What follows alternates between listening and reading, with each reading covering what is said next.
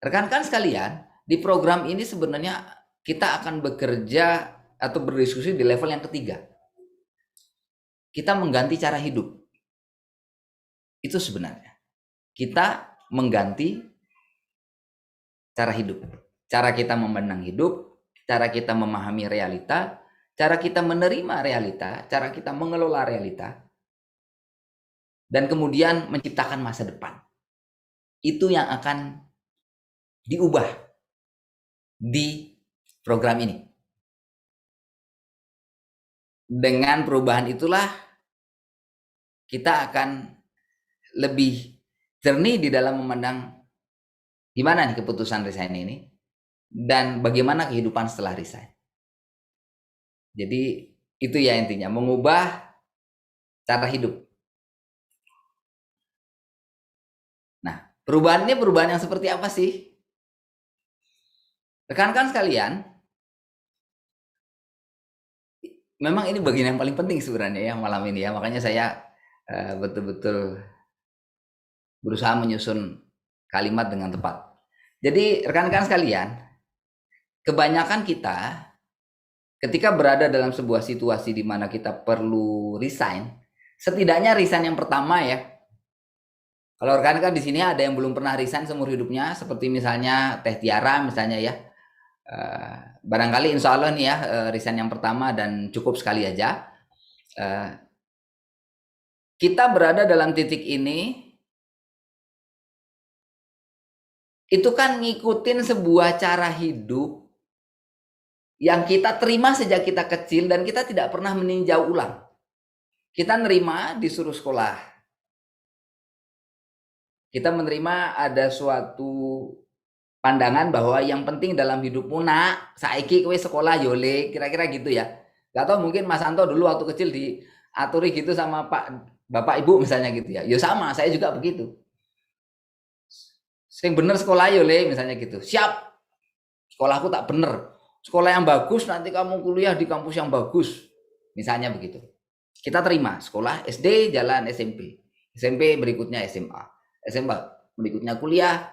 Setelah kuliah, kita bekerja. Kita sampai di titik itu dengan sebuah cara hidup tertentu. Di mana ada rutinitas yang harus kita jalani, ada sebuah konstruk sosial yang harus kita ikuti.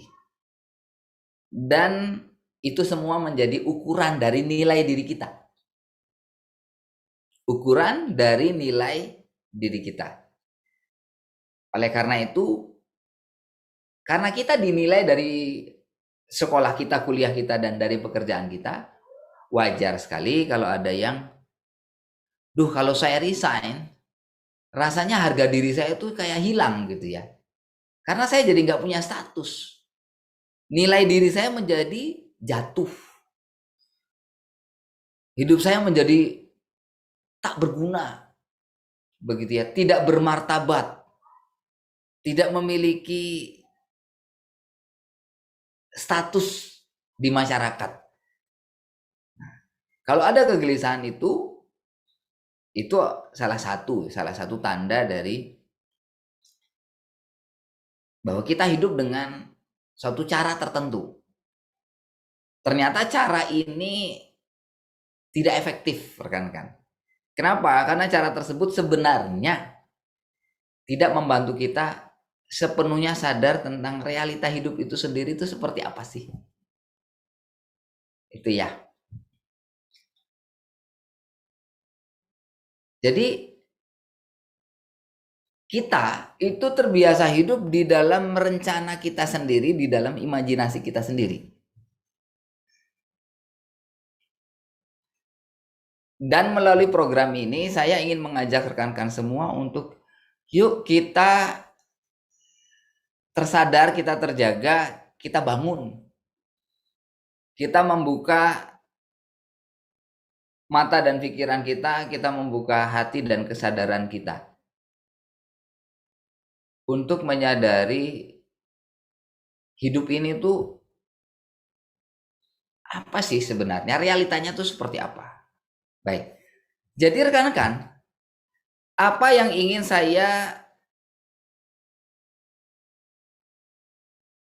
jelaskan atau apa yang saya ingin rekan-rekan tuh melakukannya, atau apa yang saya tunjukkan pada rekan tentang tadi cara hidup yang baru tuh bagaimana sih? Sebenarnya sederhana, rekan-rekan, sederhana sekali. Jadi begini, rekan-rekan, di dalam kehidupan yang kita masuk ke dalam kehidupan ini kan atas kehendak Tuhan ya.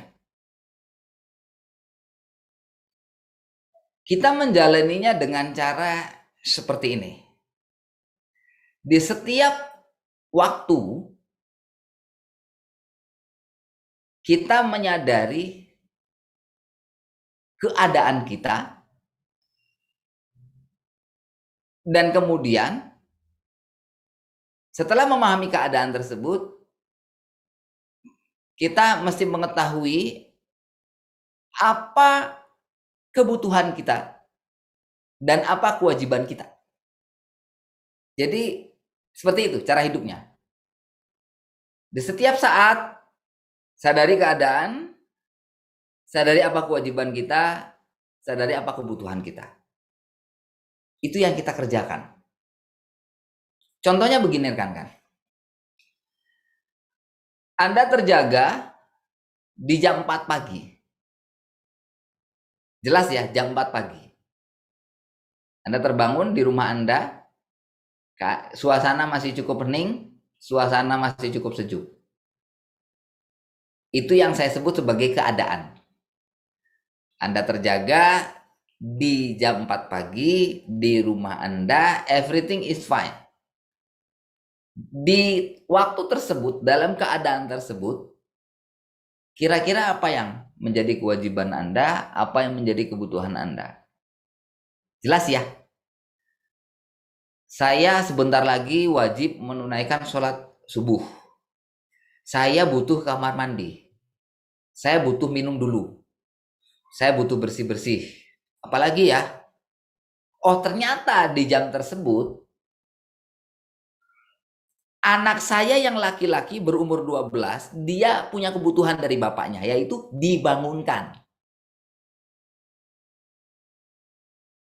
Butuh dibangunkan ternyata.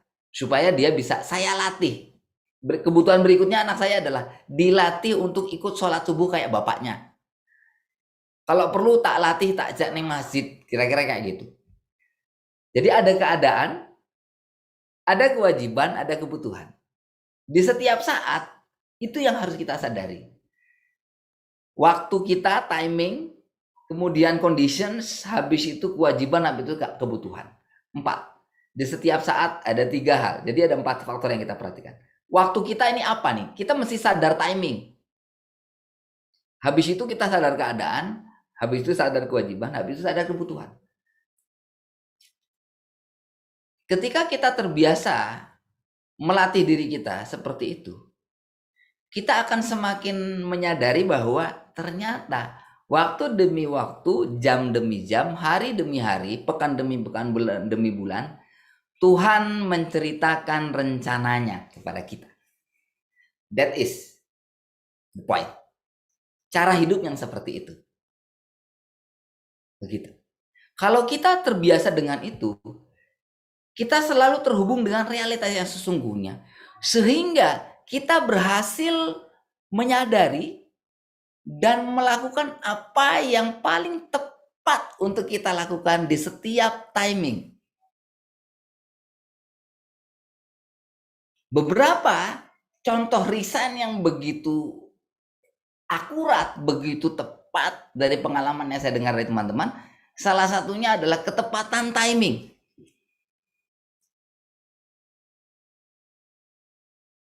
Kemampuan menemukan hal tersebut itu akan menjadi prekursor atau menjadi bahan dasar untuk kehidupan Anda ke sana tuh akan secara signifikan berubah.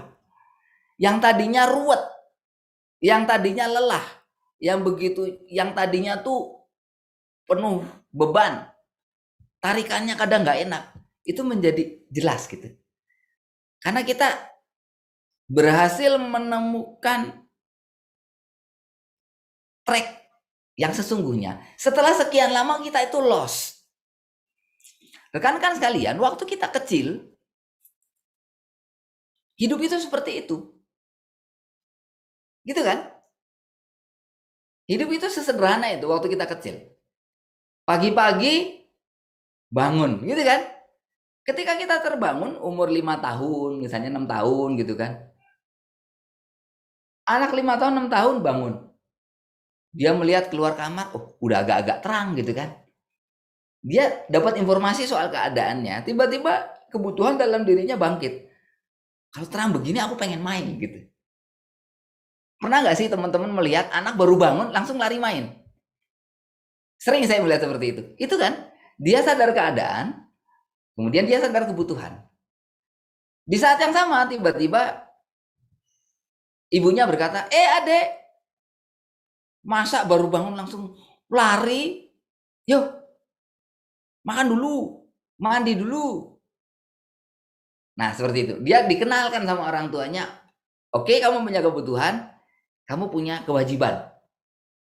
Latihan ya, latihan. Baru bangun, bersih-bersih badan dulu. Latihan ya, baru bangun, makan dulu. Sudah mandi, makan, cantik, ganteng, main. Gitu kan. Anak 5 tahun, 6 tahun, wah senang sekali. Hidup kayak gitu, simple ya. Nanti rekan-rekan, Anda sudah usia 70 tahun, hidup Anda begitu lagi. Pertanyaannya, bisa nggak sih kita sambungin? Ya, sambungin aja dari kecil sampai tua gitu terus cara hidupnya. Berdasarkan pengalaman dan pengamatan saya, itu cara hidup yang paling simpel dan paling memudahkan kita untuk mengambil keputusan-keputusan terbaik dalam hidup, melakukan pekerjaan aktivitas yang paling tepat di setiap fase hidup. Jadi timing sangat penting. Agar kita tahu timing, kita mesti sadar realita, dan sadar realita ini betul-betul butuh dilatih. Dan disitulah kenapa di ground rules itu saya tegaskan, di situ penting untuk ada kejujuran, termasuk jujur pada diri sendiri. Izinkan saya memberi contoh ya. Tadi kan di tim fasilitator ini juga ada istri saya. Ya. Istri saya, kami ketemu di kampus. Yang pintar istri saya enggak. Untung saya enggak pintar, jadi kuliah lama. Karena kuliah lama ketemu istri. Kalau kuliahnya cepet, saya lulus, istri belum masuk, gitu ya. Untung saya enggak pintar, jadi kuliahnya lama. Ketika ketemu istri, saya ngelamar, itu istri lagi skripsi. Dari ngelamar sampai nikah 6 bulan. Ketika ngelamar sedang skripsi, ketika nikah baru banget pas beres sidang. Jadi sidangnya hari Jumat, nikahnya hari Sabtu. Begitu. Kemudian istri saya itu sebenarnya ditawari sama pembimbingnya untuk langsung S2 ke Jepang. Jalannya sudah tersedia. Kalau melihat track istri saya yang dari kecil itu memang kelebihannya adalah di akademik. Dan sesungguhnya ya orang tuanya sangat berharap dengan prestasi akademik tersebut dia bisa terus berprestasi. Namun sangat jelas begitu ya. Timingnya adalah kita menikah. Dan pernikahan ini butuh dipahami. Kehidupan yang baru ini perlu dipahami, perlu dikelola. Realitanya mesti disadari dulu. Jadi yang namanya sadar realita itu sebenarnya sangat mendasar, dan ternyata mayoritas kita hidup tidak sadar realita. Itu yang bikin ruwet. Kenapa orang tua kita, apalagi simbah-simbah kita, hidupnya dulu tuh simple dan baik? Karena mereka sadar realita. Kalau dulu ada peribahasa ya, jangan sampai besar pasak daripada tiang, gitu kan? Bagaimana peribahasa itu bisa dirumuskan? Berangkat dari mana? Bukan sekedar pada prinsip ya hidup itu harus hemat, bukan. Itu adalah kulminasi dan intisari dari kesadaran akan realita. Baik, kembali kepada pengalaman saya dengan istri. Saat itu jelas kita mau nikah. Ini ada satu kehidupan baru yang mesti kita pahami dulu. Kita beradaptasi dulu dengan pernikahan ini. Kalau baru sebulan, 2 bulan, 3 bulan, 6 bulan beradaptasi, tiba-tiba harus pindah ke Jepang, bukan saya nggak mau. Pindah ke Jepangnya tidak jadi masalah. gitu kan. Ya, maksudnya Jepang gitu loh, negara keren gitu kan. Tapi timingnya ketika itu tidak tepat. Kesepakatan ketika itu adalah kita lihat nanti ketika kita sudah saling beradaptasi, everything is fine setelah 2 tahun kah, setelah 3 tahun kah. Misalnya ternyata ada kesempatan lagi untuk S2, tenang, saya akan berangkat. Kita akan berangkat. Gak usah bingung saya ngerjain apa. Saya gampang, saya nyari masjid, saya ngelamar, ngurus masjid. Karena ketika nikah itu pun saya pekerjaan saya di Yayasan Masjid Salman. Ngurus masjid, mulai dari ngurus tempat wudhu, ngepel masjid, jaga penitipan sepatu, melayani jamaah, anything. Pokoknya urusan ngurus masjid saya siap gitu ya. Mau nyikat kamar mandi nggak jadi masalah. Nggak ada masalah. Pokoknya kalau jadi berangkat Jepang, berangkat. Aku tak cari masjid, gampang. Ngurus kerjanya itu aja. Kesepakatannya seperti itu. Dan alhamdulillah kami mensyukuri keputusan itu tepat.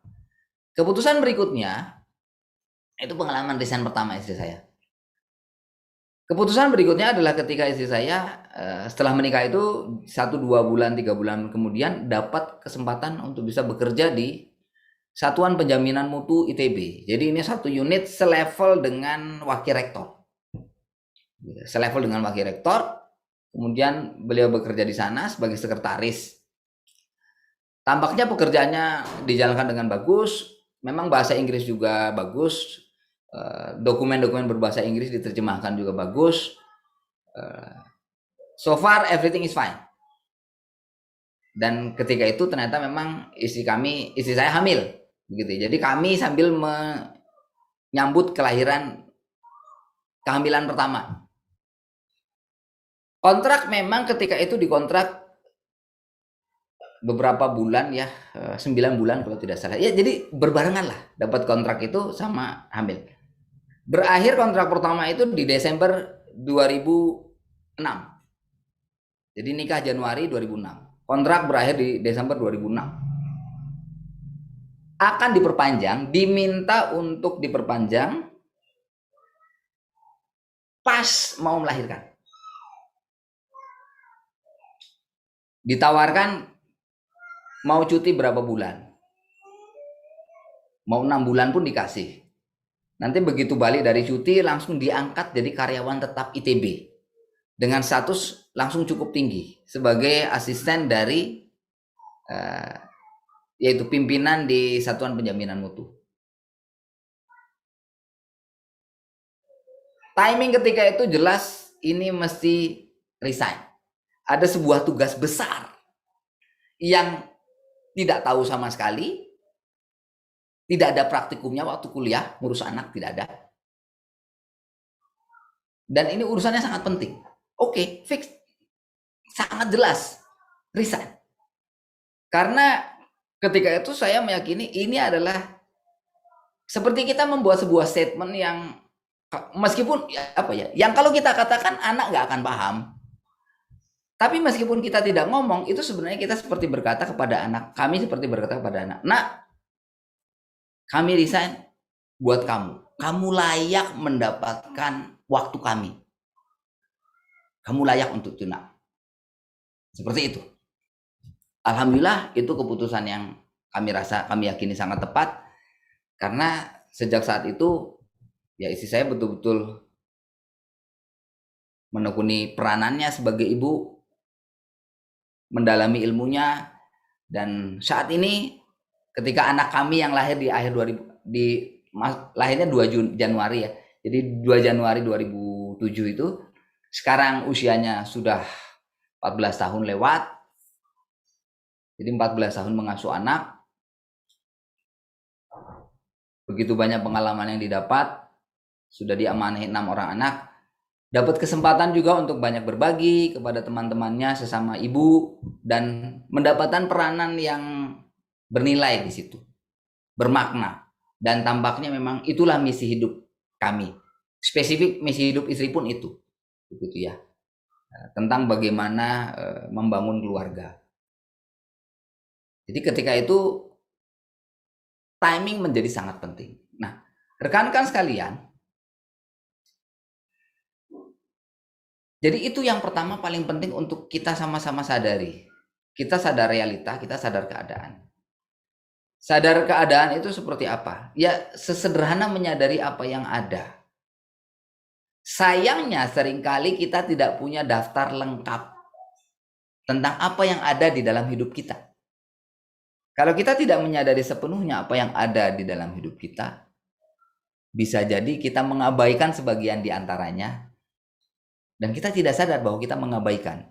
Kita mengabaikan anak, kita mengabaikan pasangan, kita mengabaikan orang tua, kita mengabaikan kesehatan mental kita mengabaikan kualitas hubungan kita sama Tuhan, kita mengabaikan ya apapun yang ada dalam hidup. Kadang-kadang ada yang terabaikan dan kita tidak sadar.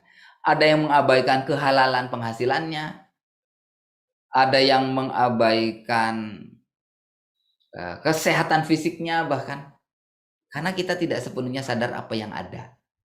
Kalau kita sadar betul apa yang ada, baru setelah itu kita jadi bisa tahu sebenarnya saya tuh mesti ngapain gitu loh.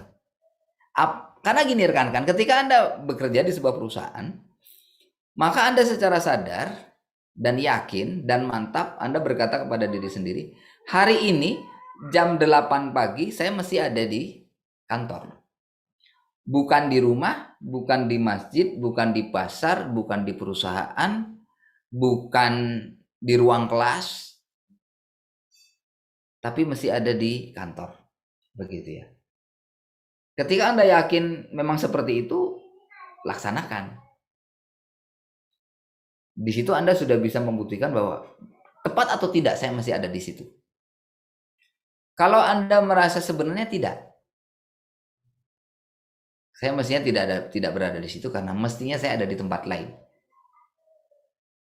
Yang namanya resign itu artinya Anda meyakini bahwa mestinya saya ada di tempat lain.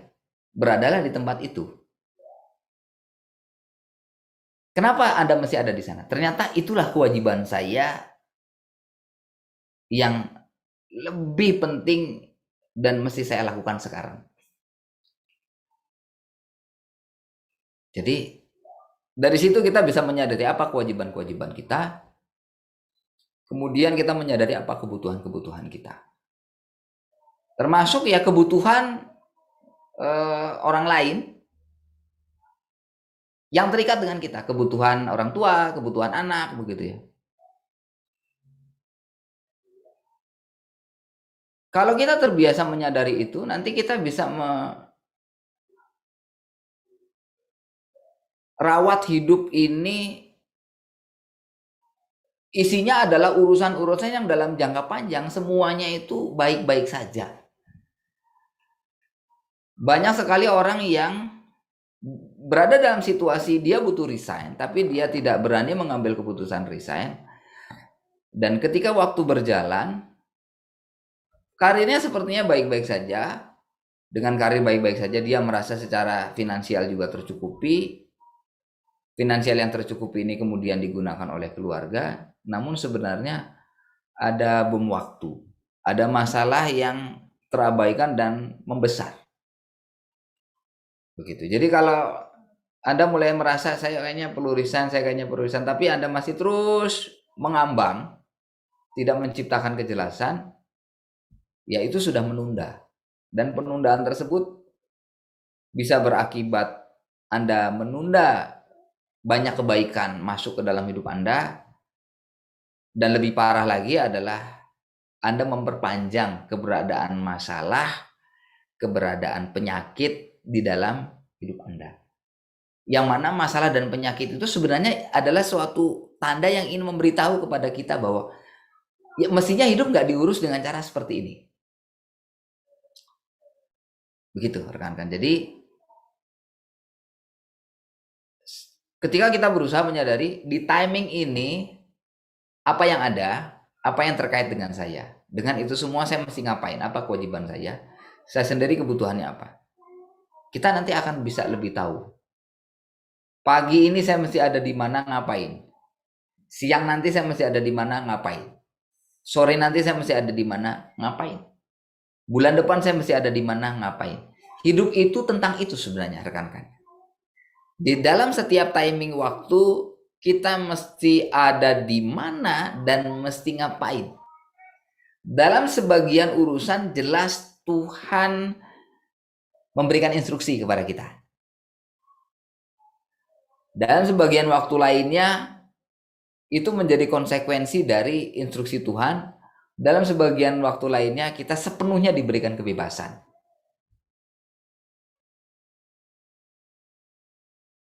Cuma tadi, seringkali kita terlalu sibuk dengan cara hidup yang udah kadung dari dulu kita disetting begitu. Dan rekan-rekan sekalian, hidup yang seperti itu sebenarnya hidup yang tidak sadar. Hidup yang tidak sadar. Dalam kehidupan yang tidak sadar, kita jadi tidak benar-benar mengerjakan apa yang mesti kita kerjakan. Belakangan kemudian mulai terasa dampaknya. Ketika kita tidak sadar realita, termasuk kita masih aja terus berada di satu tempat yang mestinya kita sudah tidak di sana.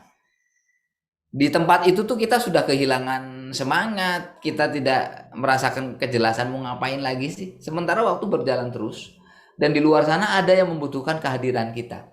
Menariknya rekan-rekan, termasuk mereka yang tidak menyadari bahwa mereka membutuhkan kita. Karena mereka pun sudah terbiasa nggak ada kita. Banyak loh orang yang tidak sadar bahwa mereka itu membutuhkan Andanya, bukan uang Anda.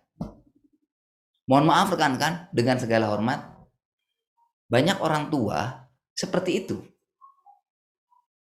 Banyak orang tua seperti itu. Mereka tidak menyadari bahwa yang paling mereka butuhkan adalah kehadiran anaknya, bukan uang dari anaknya. Kenapa? Karena mereka sudah sangat terbiasa nggak ada anaknya. Dan mereka sudah terbiasa untuk ya wis lah, gak ono anakku rak popo. Tapi mbok iki mbok dibantu. Iki loh ono butuh iki. Habis itu anaknya merasa aku kan punya uang, ya tak transfer. Akhirnya terbiasa menggantikan anaknya sama uang anaknya. Seperti itu. Dalam program ini, saya ingin mengajak rekan-rekan untuk melatih sebuah cara dalam menjalani hidup. Yaitu kehidupan yang penuh kesadaran. Beberapa rekan menyebutnya dengan satu nama khusus, ya, namanya mindfulness katanya. Kalau saya tidak tertarik dengan mereknya, ya, saya tidak tertarik dengan istilahnya. Saya lebih ingin menekankan caranya bagaimana. Tadi caranya adalah di setiap saat kita sadar realita. Kita sadar timing. Oh, ini pagi hari. Oh, ini bulan Rajab, bulan Sya'ban misalnya. Oh, ini bulan Ramadan. Atau misalnya, oh, ini adalah sudah menginjak usia 40 tahun. Ya kan, teman-teman di sini yang usianya sudah 40 tahun atau menjelang 40 tahun kan, kita tahu ya usia 40 tahun adalah usia yang dipentingkan oleh Tuhan. Ada pembahasan khusus tentang usia 40 tahun. Dan banyak timing lain yang penting kita sadari. Jam demi jam, ya bahkan menit demi menit. Kayak kemarin waktu puasa kan, oh kita sangat sadar pada timing ya. Kita sadar timing banget waktu bulan puasa kemarin. Ini sudah jam 17.30 ya, sebentar lagi buka puasa. Dititeni waktunya ditandain sama kita. Apalagi kita diyakinkan, ya kan katanya paling bagus itu buka itu di secepat mungkin, menyegerakan berbuka gitu kan. Berarti itu sadar timing teman-teman. Nah, rekan-rekan sekalian, teman-teman sekalian, Tuhan meminta itu dari manusia, sadar timing. Dan kita mesti berani untuk terbiasa memilih pilihan terbaik di setiap saat. Timingnya ini, keadaan saya seperti apa, saya mesti ngapain, saya butuh apa. Di timing ini, dalam keadaan seperti ini, keluarga saya butuh apa, kewajiban saya kepada mereka apa. Di timing ini, dalam keadaan seperti ini, saya sebagai seorang laki-laki mesti ngapain? Saya sebagai seorang suami mesti ngapain? Begitu. Saya sebagai seorang kakak mesti ngapain? Itu banyak aspek. Pada akhirnya kita memang akan berhadapan dengan suatu kerumitan tersendiri. Namun rekan-rekan, setidaknya itu kerumitan yang nyata. Jangan sampai teman-teman Anda terjebak dalam sebuah kerumitan, Anda terkuras pikiran, tenaga, emosi, bahkan kondisi fisik, namun itu kerumitan yang fiktif. Fiktif, nggak ada yang minta Anda sibuk itu, tidak ada yang minta Anda pusing soal itu, Tuhan nggak menempatkan Anda di situ, Anda sendiri yang menjebak diri di situ. Dan kemudian Anda menyalahkan orang lain sih gini, jadi saya nggak bisa keluar dari situasi ini, begitu. Anda nggak bisa nyalain orang lain. Karena Anda sendiri yang mengizinkan orang lain mengendalikan hidup Anda. Kenapa coba? Ya karena kita takut. Itu aja sebenarnya. Nanti kita akan bahas bagaimana ini kita berhadapan dengan orang lain ya. Karena kan itu salah satu faktor atau variabel yang sangat penting dalam keputusan resign. Begitu. Jadi rekan-rekan, yang pertama yang ingin saya sampaikan itu, mudah-mudahan saya menyampaikannya dengan cukup jelas, walaupun mungkin masih abstrak. Sebenarnya yang saya sampaikan tadi ya, ini sebuah transformasi cara hidup. Dengan mengambil resign ini, kita jadi bisa bukan coba mengubah kesibukan tempat kita sibuk, tapi mengubah gimana kehidupan ini kita pahami dan kita jalani. Kita berusaha untuk betul-betul sadar sama Tuhan itu kita disuruh ngejalanin apa sih? Apa jaminannya kita resign, meninggalkan satu urusan yang sebenarnya kayaknya baik-baik aja tuh, masih ada sisi baiknya lah gitu. Ngapain saya tinggalin gitu? Apa jaminannya kita ninggalin urusan itu dan kemudian pilihan berikutnya yang kita pilih adalah pilihan yang benar? Apa jaminannya? Bagaimana kita bisa menjamin? Kita hanya bisa menjaminnya kalau kita memang betul-betul berusaha untuk menangkap, menurut Tuhan tuh yang terbaik saya mesti ada di mana. Saya tuh mesti ngapain? Dan sebenarnya rekan-rekan, itu tidak sulit. Itu tuh tidak terlalu abstrak, itu bukan sesuatu yang terlalu goib gitu ya. Enggak kok sebenarnya. Simpel aja. Sesimpel kayak gini lah, buat kami yang laki-laki, begitu dengar azan sudah jelas. Di timing itu mesti ngapain, mesti ada di mana. Sejelas itu. Tandanya kedengaran sama telinga. Jadi se-eksplisit itu. Maka ketika seorang ibu, seorang istri, seorang wanita melahirkan anak, itu kan tanda yang sangat eksplisit gitu. Cuma memang belum bisa ngomong ya. Coba bisa ngomong. Dan memang betul kan, begitu bisa ngomong, apa dia bilang?